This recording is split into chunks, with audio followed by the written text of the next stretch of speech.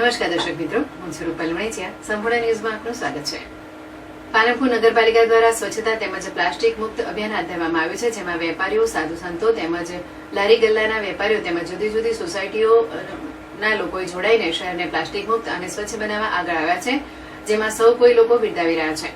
પાલનપુર નગરપાલિકા દ્વારા પાલનપુર શહેરને સ્વચ્છ બનાવવા તેમજ પ્લાસ્ટિક મુક્ત બનાવવા અભિયાન શરૂ કરવામાં આવ્યું છે, જેમાં પાલનપુર નગરપાલિકાના ચીફ ઓફિસર જીગરભાઈ પટેલ, પાલિકા પ્રમુખ ચીમનલાલ સોલંકી, ઉપપ્રમુખ નાગજીભાઈ દેસાઈ સહિત તમામ પદાધિકારીઓ અને અધિકારીઓના પ્લાસ્ટિક મુક્ત અભિયાન અને સ્વચ્છતામાં જોડાયા છે અને શહેરને સ્વચ્છ બનાવવા માટે સફાઈ અભિયાન તેમજ દુકાનોમાં વેપારીઓ પ્લાસ્ટિકનો ઉપયોગ ન કરે તે દિશામાં કામગીરી હાથ ધરવામાં આવી છે, જેથી વેપારીઓ પણ પાલિકાની આ કામગીરીમાં જોડાઈ સાથ સહકાર આપવા માટે પોતાની દુકાનો તેમજ લારી ગલ્લા ઉપર પોસ્ટર લગાવી પોતાના ઘરેથી કપડાની થેલી લઈ આવીને ખરીદી કરતા નજરે પડી રહ્યા છે.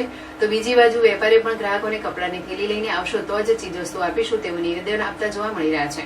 ત્યારે કેટલાક વેપારીઓ હજુ પણ તેમની દુકાન બહાર કચરો જણાઈ આવે છે તેવા વેપારીઓને નગરપાલિકાની ટીમ દ્વારા તેમની સામે દંડાત્મક કાર્યવાહી કરી સફાઈ કરવામાં આવી રહી છે. નગરપાલિકાની આ કામગીરીને જોઈ સૌ લોકો પાલિકાની કામગીરીને બિરદાવી રહ્યા છે. બીજી બાજુ પાલનપુર આબુ હાઈવે સ્થિત આવેલી Rajmahal bungalows, Valencia villa, Balaji city સહિતની સોસાયટીમાં લોકોમાં પોતાની સોસાયટી બહાર સ્વચ્છતા તેમજ પ્લાસ્ટિક મુક્ત અભિયાનના બેનરો લગાવી લોકોમાં જાગૃતિ લાવી પોતે પણ જાગૃત બની આ અભિયાનમાં જોડાઈ રહ્યા છે. નગરપાલિકા પણ લોકોને પ્લાસ્ટિક મુક્ત અભિયાન તેમજ સ્વચ્છતા અભિયાનમાં જોડાવા અપીલ કરી રહી છે. સ્વચ્છતા ત્યાં પ્રભુતાનો નિવાસ હોય છે અને આ અભિયાન નગરપાલિકા દ્વારા આયોજન કરવામાં આવેલું છે અને દરેક વોર્ડ વાઇઝ આ આયોજન ચાલી રહ્યું છે.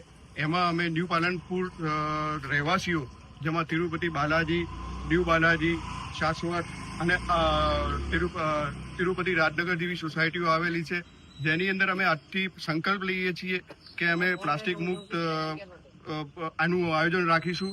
ઘરેથી પણ અમે અમારા ફેમિલી મેમ્બરોને કહીશું કે પોતે પ્લાસ્ટિકની થેલી લઈને ના જાય અથવા તો એનું વિશેષ ધ્યાન રાખે કે પ્લાસ્ટિક આપણા ઘરમાં આવે નહીં અને આપણે કપડાની થેલી લઈ અને એ વ્યવહાર સાચવીએ.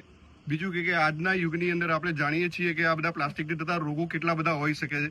પ્લાસ્ટિક દ્વારા કાર્સિયોજનિક રોગ ફેલાય છે, જેના કારણે કેન્સર જેવી ભયાનક બીમારી પણ સપડાય છે, અન્ય લોકો પણ એની અંદર સપડાય છે. તો અમારું આ એ જ કહેવાનું છે કે સાયન્સને પણ થોડું ધ્યાનમાં રાખી અને લોકો આનો વિરોધ કરે, પ્લાસ્ટિક મુક્ત બનાવે, રોગ મુક્ત બને અને તંદુરસ્ત પોતાની જળવાઈ રહે એવું આયોજન કરે અને પોતાના ઘરેથી આ શરૂઆત જ કરે પોતાના ઘરેથી. તેથી આપણે પ્લાસ્ટિક મુક્ત એમાં થઈ શકીએ અને આગામી સમયની અંદર આપણે સ્વચ્છ પાલનપુર બનાવી શકીએ. જય હિન્દ. સ્વચ્છ પાલનપુર, સ્વસ્થ પાલનપુર. નમસ્કાર. અત્રે ન્યૂ પાલનપુરની બાલાજી સિટી, વેલેન્સિયા સોસાયટી અને રાજમહેલ બેંગ્લોઝના સંયુક્ત ઉપક્રમે નગરપાલિકા દ્વારા એક સ્વચ્છતા ઝુંબેશ, પ્લાસ્ટિક મુક્ત પાલનપુર, સ્વસ્થ પાલનપુર એવી એક ઝુંબેશ આદરી છે અને ઝુંબેશમાં આ ત્રણેય સોસાયટીઓ અને ન્યૂ પાલનપુર વિસ્તારની બાકીની સોસાયટીઓ પણ આ સ્વસ્થ પાલનપુર, પ્લાસ્ટિક મુક્ત પાલનપુરના અભિયાન સાથે સહભાગી થાય છે. આપણે જીવન દરમિયાન સવારે ટૂથપેસ્ટથી બ્રશથી માંડીને રાત્રે ઊંઘીએ ત્યારે લાઇટની સ્વિચ પાડીએ ત્યાર સુધી પ્લાસ્ટિકનો ઉપયોગ કરીએ છીએ. તો આ પ્લાસ્ટિક એ આપણા જીવન માટે બહુ જ ખતરનાક છે.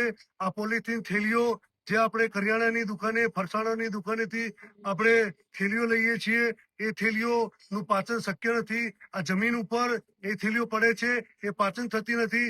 વરસાદ જ્યારે પણ પડે છે ત્યારે વરસાદનું પાણી જમીનમાં ઉતરતું નથી. ધીરે ધીરે બોર પણ ફેલ જાય છે અને આવતા સમયની અંદર આ જે આપણને જે બોર દ્વારા પાણી મળે છે એની ઊંડાઈઓ વધતી જાય છે અને પાણી પણ મળવું મુશ્કેલ થતું જાય છે અને પશુઓ આ પ્લાસ્ટિકના પોલિથીનો આરોગે છે, જેના કારણે એના શરીરમાં પણ પાચન થતું નથી અને એના શરીરમાં ઓપરેશન કરીએ તો પણ એ રીતે જ એવી ને એવી થેલીઓ આપણને પરત મળે છે અને પશુઓના જાન પણ જાય છે. તો આપણે આ જે નગરપાલિકા દ્વારા જે અભિયાન આદર્યું છે એ અભિયાનને આપણે ન્યૂ પાલનપુરની તમામ સોસાયટીના રહીશો એમને સાથ અને સહકાર આપી આ અભિયાનને ખરેખર સાર્થક કરીએ. નગરપાલિકાના પ્રમુખશ્રી અને ચીફ ઓફિસર સાહેબ અને તેમના તમામ કર્મચારીઓને ખૂબ ખૂબ અભિનંદન છે કે આવો કાર્યક્રમ એ આ વિસ્તારની અને આ ન્યૂ પાલનપુરની અને પાલનપુરની જનતાના આરોગ્યને રક્ષણ મળી રહે એવું અભિયાન આદર્યું છે. અસ્તુ ભારત માતા કી જય. જય જય ગરવી ગુજરાત. જય